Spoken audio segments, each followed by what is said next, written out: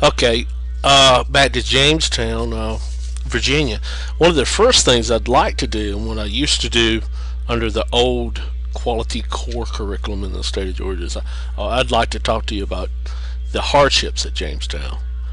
There, Jamestown, Virginia was built on a swamp, and this swamp had a lot of mosquitoes, and there was a lot of yellow fever, and a lot of diseases that killed a lot of the original Jamestown settlers off, and Indian attacks, and there was a lot of hardship. A lot of people who landed in Jamestown, Virginia, died because of these hardships, and also because of the intent of the colonizers who went to Jamestown, Virginia. Most of them were looking for gold. They were looking to get rich, much like the explorers, Spanish explorers that landed in Middle America with the Aztecs and with Cortez and the Aztecs, and Pizarro with the Incas. A lot of those guys got rich and found a lot of gold. But in Jamestown, there was no gold. In North America, we're not going to find a whole lot of gold.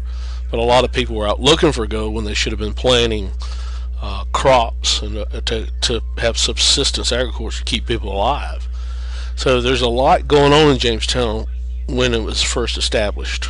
And then I would probably go into talking about John Smith and his leadership when he arrived. He said that he who does not work does not eat. And it was his leadership and his hard, tough love leadership that helped Jamestown survive. I would probably go into that. But all that's not in our standards. And we can spend a great deal of time in class if we have enough time to talk about the hardships at Jamestown and the suffering during the winter there. And that's probably some things we need to talk about, probably some things we need to read. But in our standards, if we revisit what is language of the standards, is we have to look at number 2, tobacco cultivation. So we're going to jump straight to that, tobacco cultivation. And we're going to talk about how tobacco cultivation is going to save Jamestown, or is going to actually save the entire colony of Virginia. And the agricultural crop tobacco is going to be a huge cash crop for Virginia, and not only help it survive but also help make it a wealthy colony.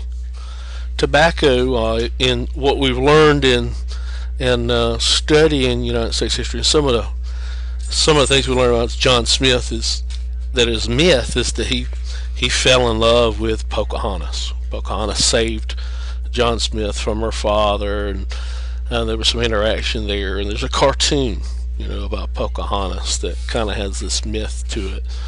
That didn't necessarily happen.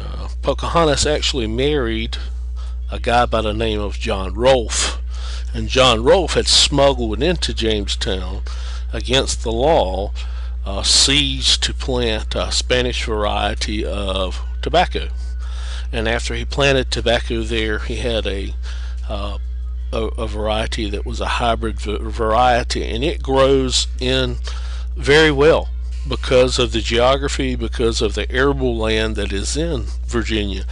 And this product is going to change Virginia. It's going to change the southern colonies because it's very labor intensive.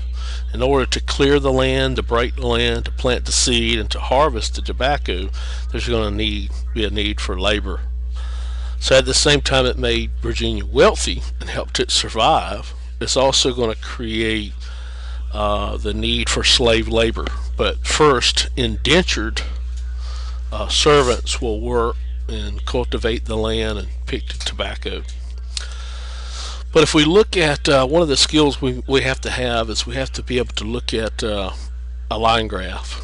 And here, American tobacco imported by England from 1616 to 1626. We see a steady increase. There is a sharp drop between 1620 and 1622, and then a very sharp increase in tobacco being exported from Virginia and the southern colonies to England. and this crop is going to be very much wanted in Europe. And so, with this tobacco cultivation and with Jamestown, we have to turn to, well, what were the reasons? What were reasons Jamestown? What was the reason Virginia or some of the southern colonies were settled? And so we turn to the biggest driving force behind, Virginia and Jamestown, southern colonies, was to make a financial profit.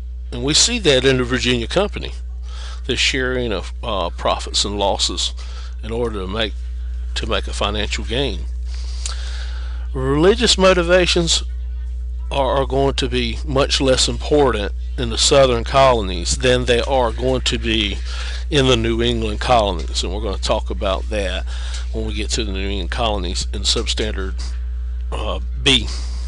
We're going to talk about how religious motivation caused New England colonies to be established. That was their reasons for settlement. But in the South, around Jamestown, around Virginia, the driving force would be to make money, and that way of making money is going to be in the form of land.